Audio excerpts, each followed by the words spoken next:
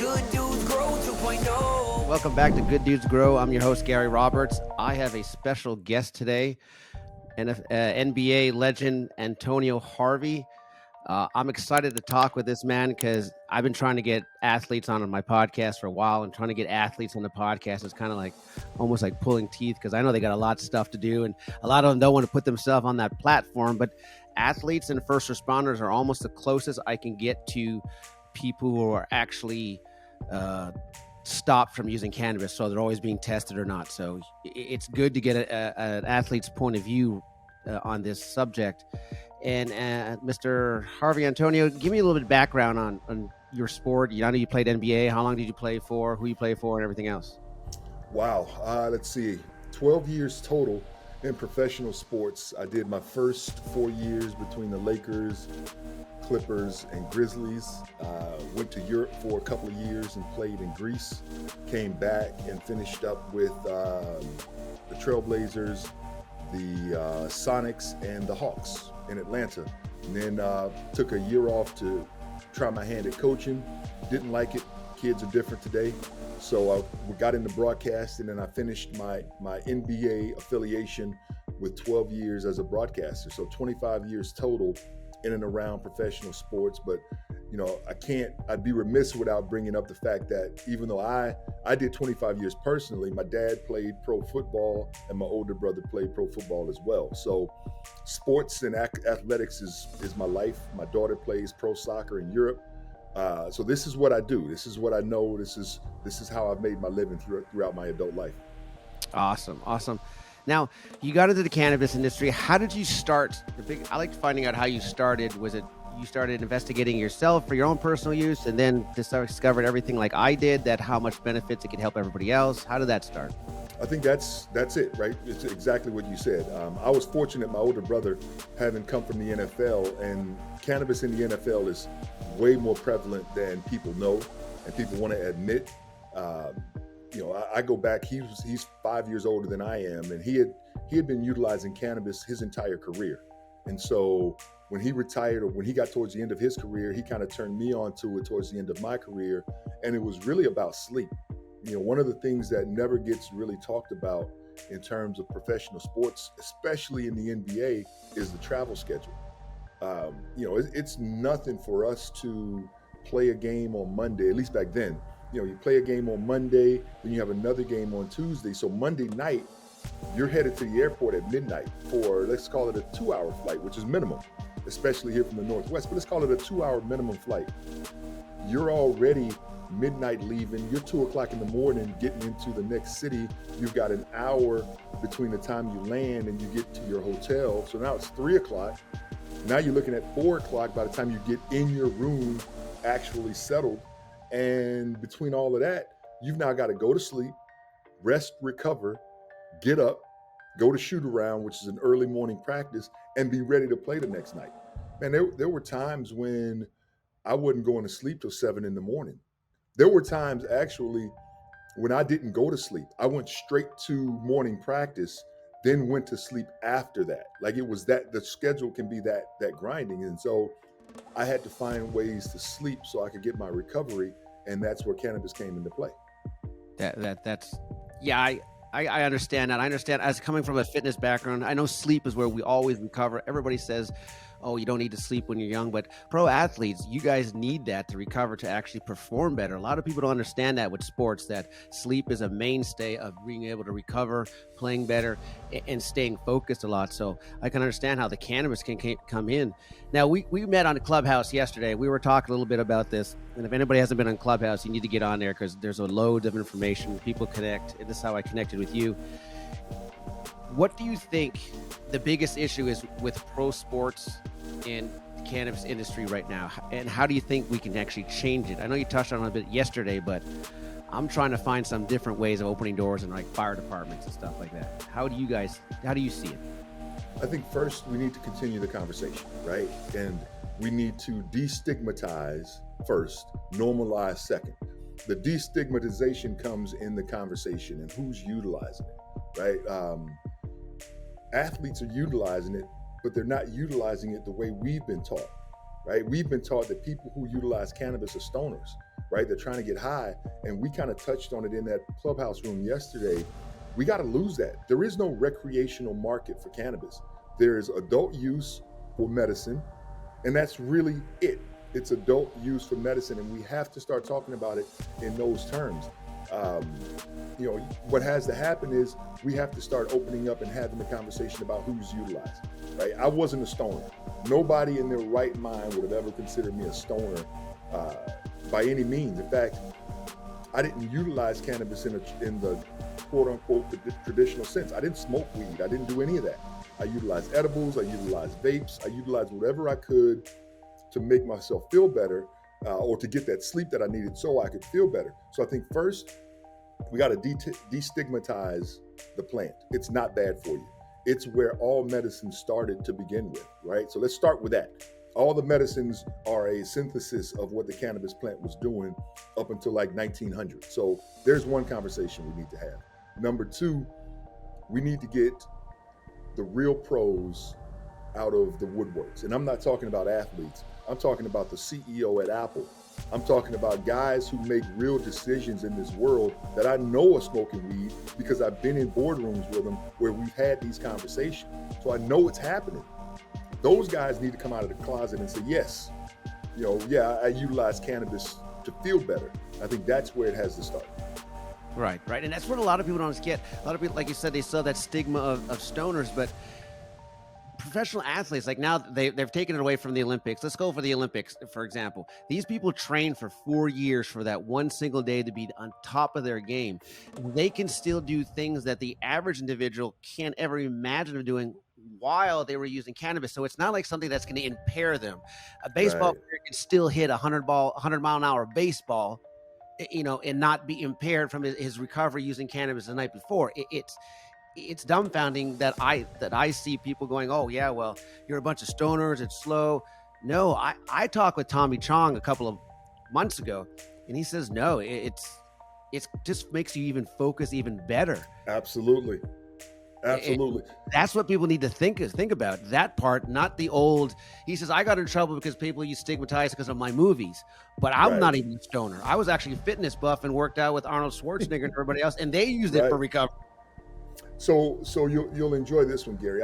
We did a survey when we started down our path to get to change the narrative, right? We did a survey of 1,200 people that consider themselves athletes, right? We didn't put any parameters around it. We let them answer the question whether or not they were athletes. So 1,200 people chimed in. Of that 1,200, 800 or better confirmed utilizing cannabis pre and post workout. And so the evidence is there. These people, all of them to a man, said, I feel better when I utilize cannabis. There was one caveat I will say amongst the entire group, and that was the problems they ran into was dosing, right? So when we talk about stoners and we're talking about how cannabis can slow you down in a sport, we're talking about two very different things. In one area, we're talking about the medicinal use, right? Finding that sweet spot, whether it's ingestibles or topicals or smokables, whatever the case may be, finding that sweet spot that allows you to be successful without going too far, right? Because that's when you fall into that stoner category. So for us, it was about creating a dosable product that you can repeat the feeling that you're trying to accomplish versus going too far or not going enough. So, you look at it, this isn't new. The only people that are new to this are the outsiders that don't understand the medicinal benefits of cannabis.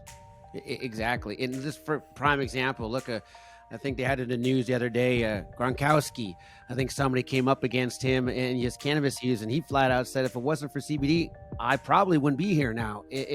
So he accredits it that the guy just won a Super Bowl. It's stuff that people don't understand. But like you said, it's the educational part of how to use it, and properly as a medicine, like you said. And those things comes the biggest educational part. And that's where I tell people when they buy it, just don't flat out buy some gummies and then chew down like 60 of them.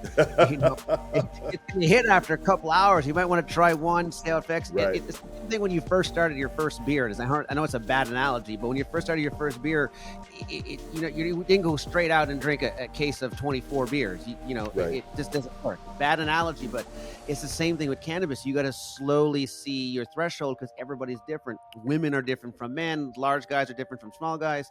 So helping them understand that is the main focus. Like you said, education is the platform that we need to work on. That's exactly So, right. go ahead. Well, I was just going to say that when you understand your body better, right? And generally speaking, athletes do. So we're the ones that do start off slow and slowly ease our way into a proper dosing. I think that the normal person, the non-athlete, I won't call them normal. The non-athlete they have a different mindset. You know, they want to go all in, whereas we will kind of ease into it to get that right feeling and then kind of stop from there. So I think you're 100% correct. It's understanding what you're getting into. Yes, and speaking about the normal people and like or the non-athletes, you call them, will question the doctors because we have an end goal. In other words, we want to get back to playing. We want to get Right. back on the field. How long is it going to take me? What do I have to do? As for everybody else says, they're just ask their doctor something. The doctor says, "Yeah, don't do that. Take this." They want to Right. ask them a complete question, and that kind of where it defeats the purpose with cannabis because people won't ask that question with doctor. Well, can I take something else besides this opiate for pain? Right. What do you think about that? And if the doctor doesn't know about it, and that's the other educational part is teaching doctors about it, they'll just say, no, take the opiate. And people go, okay. And next thing you know, they get hooked on this, like what happened to my daughter, get hooked on this opiate stuff after a car accident and then goes Right. down this bad and terrible road. And that's where everybody ends up, you know, losing a loved one or somebody else. So tell us a little bit more about how you formatted your company and everything and how you got started with that. So, so after we started growing, so we started as a cultivation facility here in Oregon. We were one of the first licenses in the state. We were day one, we got our cultivation license. And from day one, I was in love with the plant, right? I already knew about how it made me feel, but then to be in a building growing this plant on a daily basis, it kind of changes your affinity for it. Then I fast forwarded to 3 years later, and now I'm fully ingrained and engulfed in the science behind why I feel the way I feel after I utilize cannabis. And so we dove in that way. I dove into the science. And as I got more and more into the science and learned more and more about the ECS, the endocannabinoid system, and how it impacts the body and all of these things, I started realizing that all the guys that I knew that smoked cannabis, none of them were doing it to get high. They were treating something, whether it's physical, spiritual, or emotional pain. But almost everyone who utilizes cannabis is treating something. Either that or they're trying to reach a particular plane, be it spiritual, emotional, or physical. So having said that, I dove into the science. Then as I dove into the science, I started to realize that guys have been doing this for so long without knowing what they were actually doing. So one thing led to another, and the science led me to, we have to create a product that will allow my people, athletes, right, to utilize cannabis in a way that is the antithesis of what people think. So what we started doing was coming up with ways that we could integrate cannabis into normal life. And that's what led me to normalization. So Legends is a dosable cannabis product, for lack of a better term, right? We took what athletes are already doing, be it pre-game workout, right? People take shakes, athletes, and you know this, I'm sure, athletes have been utilizing some sort of a shake or a smoothie or a juice or something for years and years and years. And then they would also, smoke a joint or eat an edible or whatever the case may be. We wanted to marry the two. So what we did was start working on specific formulations that we knew had physical benefits.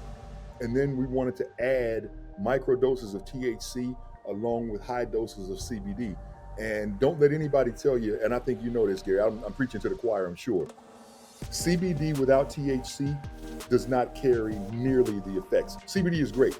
And if you got to do something, do the CBD. But when given the option, always add just that micro dose of THC because it impacts the efficacy of the CBD in your system. So that's where Legends was born. And now we've launched, we have 4 base products, 4 base categories: pre-game, post-game, relief, which is our topicals, and then rest, which is our sleep aid. Pre and post are 25 milligrams of CBD per serving. And when you buy the THC version, you get about 2 milligrams of THC. Not enough to feel high. It's what we were talking about. You can fully function, but it relaxes the body. My wife laughs at me all the time because when I'm on the Legends products, I am more calm. But it's because the THC is just enough to take the edge off. It's like coming home and having that after work drink, except we're not killing your brain cells. We're actually stimulating your brain cells and insulating your brain cells, but you still get the calm. Exactly. And that's the exact point that I'm trying to drive in through fire departments and let them know. And I'm glad we have a bill right now that's allowing us to actually have the if we get tested, that we're not going to get fired up here in Florida right now. They put the bill in last week. We're trying to get it done because it's not about smoking cannabis or driving stoned or seeing a bunch of firefighters with crack pipes or smoking pipes out the window while they're driving. It's about the after the day, right, that they had that day where they just picked up a kid out of the pool. The kid didn't make it. It's them to go, instead of going to the bar and having 400 drinks to put them to sleep, going home and having one gummy or something that can just relax them and just help them take off the edge. And that little, like you said, that little bit of THC is what actually helps. And that's the key. Yep. So it's funny, and I know this is a very different topic, but I'll even go one step further, and that is psilocybin therapy, mushroom therapy, which is a complete reset of the brain wiring. And people have no idea how important it is. Having been in that industry, if you're in the social services industry, I don't care if you're a social worker or a firefighter or a police officer, whatever it is, a doctor, there's levels of PTSD that are dealt with, right? Like you said, that kid at in the pool who didn't make it, that impacts you, and there's no way around it. And there's a way to reset the brain. Not forget about it, but at least reset the brain enough that you can continue to function. I think it's important that not just athletes, but like you said, first responders and social workers and people who are on the front lines, we have to give them that. We have to make that available to them. And, cannabis is one, psilocybin. And again, we're not talking about popping a mushroom and going out to Joshua Tree and, that's not what we're talking about. We're talking about micro doses. We're talking about doses that are so low that you don't even know it's impacting you. I'll give you an example. When we started Legends, and we're kind of still in this process now, we have a 14-day challenge, right? We send 10 days worth of product to an individual and ask them to utilize that product for 10 days. The 14-day challenge is, tell me, because when you're taking it, you won't even know you feel better. Day 10. But day 14, after 4 days off of the product, you start to feel worse. That's when you know the impact of the CBD and the THC on your body. So that's what I tell people. Don't think you're going to utilize CBD in particular, and all of a sudden you're like, oh man, this is great. Stop taking it after 2 weeks and see how your body feels at that point. I'm going to tell you a funny story on that. And a lot of people, and I'll tell you what a lot of people think about it, but I was actually I went to Mexico and I brought some of my CBD with me. That was like, maybe it just got legal here and I just put it in my suitcase, and I didn't think anything about it because I'm on it and take it all the time, my CBD, so I didn't think about it. They lost my luggage. Ooh. And so what ended up happening is I get a phone call, says, hey, we found your luggage. And 2 days later, I said, okay. So we drive to the airport, and as we go to get our luggage, I see this guy come walking to us, and there's 2 federale police officers coming with him. I'm like, what's going on? He goes, hey, listen, we found these things in your suitcase. He's like, we're not allowing you to come in with it, so we're gonna give you an option. If you want to keep it, you got to go with these gentlemen, or if we see you throw it out, you can go on your way. I'm like, oh, okay. He goes, Right. because it was starting to become legal. So I'm sure they see it coming in and everything else. So they let it go. That week, the whole week while I was in Mexico, I was not very happy because Right. I blew both my knees out skiing, freestyle skiing, so I had arthritis in my knees.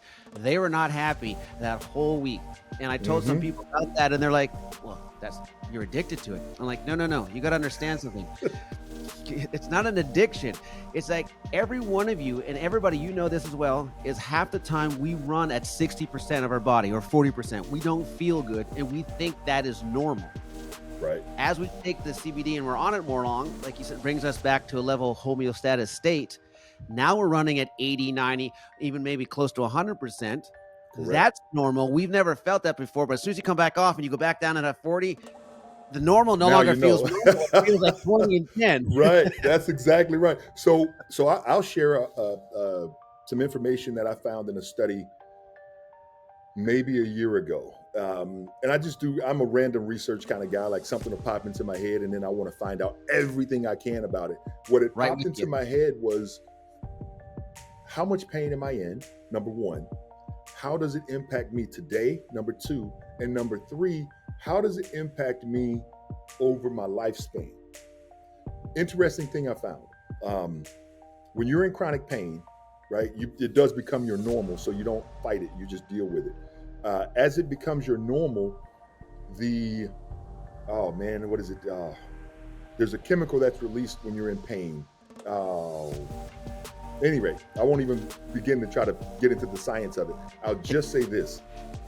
People who live in chronic pain, which is about 95% of the population, are shaving years, as many as 7 years off of your life expectancy, because this chemical, it's the fight or flight chemical. We can do some research, and I'm sure your fans. It's not an anandamide. It's the golly, because I'm thinking about it, it won't come to me. But the point is, histamines, that's what they are. It's the histamines that are produced when you're in fight or flight mode. Well, they are designed to increase adrenaline and put the body in literally this fight or flight mode. But we're only designed to be in that for 15 minutes. Because in 15 minutes, either we got away from that saber-toothed tiger, or the saber-toothed tiger just had a great dinner, right? Those are the only two options when you're in fight or flight. The body's not designed to sustain this for more than 15 minutes. Most of us live our entire life every day in fight or flight because of the chaos that the world creates. That is what takes the years off of your life. Like this isn't something that's new. This isn't something that's just made up. This is facts. And yet no one understands that when you take cannabis, when you utilize cannabis, you decrease inflammation, you decrease your histamine levels, you decrease mental fatigue, you insulate your neurons. All of that leads to a longer, more fulfilling life. So at any rate, that's my spiel on why everybody needs to be on a version of cannabis, CBD, THC, whatever it is, CBG, I don't care. You need to have it in your life. Athletes, first responders, people who have even higher stress jobs, CEOs, you need it more than anybody. So that's my thing. I'll leave that particular portion alone. You're about to use a term you're going to use on Clubhouse, weren't you? Yes. That's all good. Hey, Antonio, thank you for being on my show. Listen, if people wanted to reach you or check out your products, where would they actually go to do that? Legends.club is our website. The CBD versions of our products are available right there on our website. We're actually in the process of developing a Delta 8 version, because Delta 8, which is a derivative of hemp, is actually legal to ship in like 40 states. So we're replacing Delta 9, the THC, with Delta 8, which is a derivative and gives you some of the same psychoactive effects, a lot of the same calming effects. So legends.club, in about 60 days, we'll have our Delta 8 products available, and they will be the full gambit of what we want to do, which is low microdoses of psychoactive, high doses of CBD with the other adaptogens to help the body feel better and recover better. That is great. That's great. We'll put all the links. I'll get the links from you. You can email them to me. I'll put them in the show notes and everything else. Again, Antonio Harvey, thank you very much. I'm looking forward to seeing where we can actually get this together, first responders and athletes on the same page, so that we can keep going forward and get everybody access to this. Good Dudes Grow 2.0. Thank you for tuning in. If you're still listening to this, that means you gained something out of this episode. So make sure you share it with a friend, leave a review, and subscribe so you never miss an episode of The Good Dudes Grow 2.0.